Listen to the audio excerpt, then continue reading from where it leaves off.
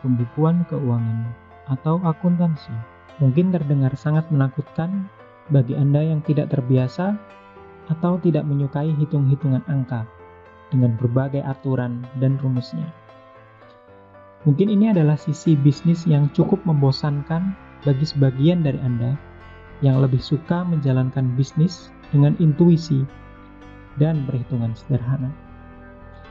Namun, ketika bisnis Anda semakin berkembang atau ingin lebih mengembangkan bisnis Anda atau scale up, maka pembukuan keuangan atau akuntansi menjadi hal yang mutlak untuk dijalankan. Terlebih lagi jika Anda sudah dihadapkan pada kewajiban pembayaran pajak misalnya, atau perhitungan pembagian keuntungan terhadap rekanan. Menyikapi hal ini, Anda bisa saja memberikan tugas tersebut kepada orang lain.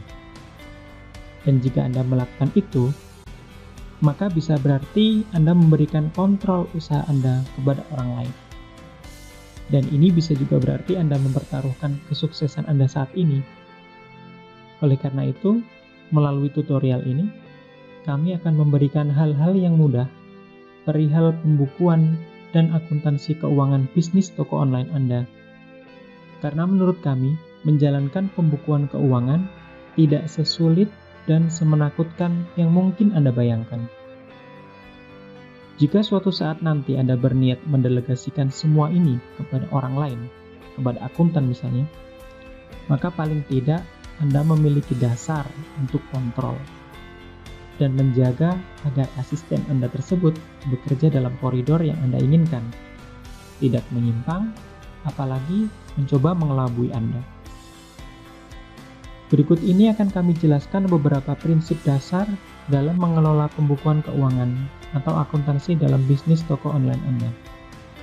Dengan prinsip-prinsip dasar ini, maka Anda akan lebih memahami kondisi keuangan Anda dan memikirkan valuasi bisnis online Anda secara lebih jelas, sebagai dasar untuk pengambilan setiap keputusan atas langkah yang Anda pilih untuk lakukan. Percayalah, Anda tidak perlu menjadi seorang ahli akuntansi atau menghabiskan waktu lama di bangku kuliah hanya untuk mengelola bisnis online shop Anda secara benar sesuai dengan ilmu akuntansi. Yang pertama, gunakanlah software akuntansi yang kredibel. Armadillo Accounting misalnya adalah software akuntansi yang sederhana dan mudah untuk dipelajari. Jangan memaksakan untuk melakukan pencatatan transaksi hanya menggunakan Excel dan kalkulator.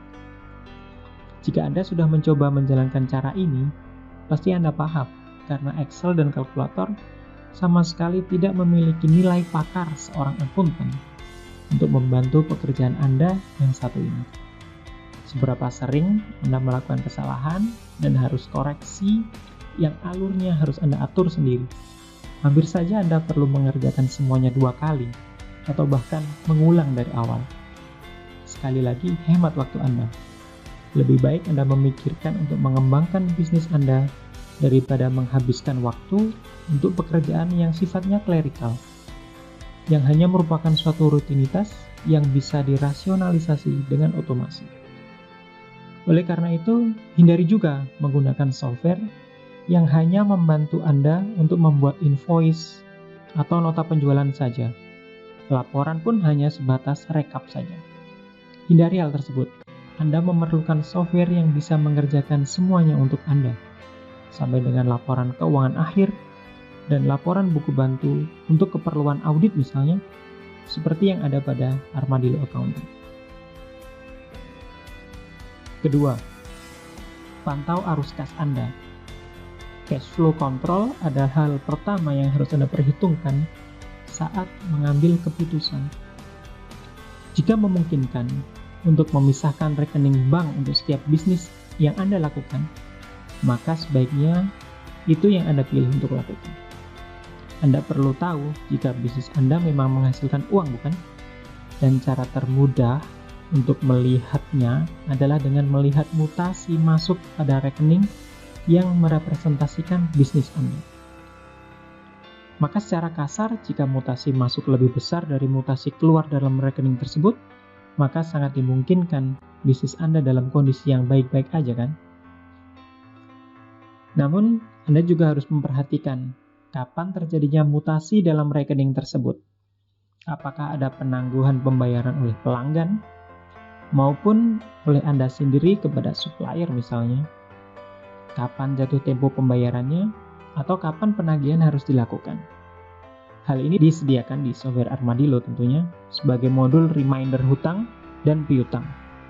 Sehingga Anda bisa tahu dengan mudah berapa kewajiban membayar Anda dalam minggu ini dan berapa besar pendapatan yang akan Anda terima dalam minggu ini.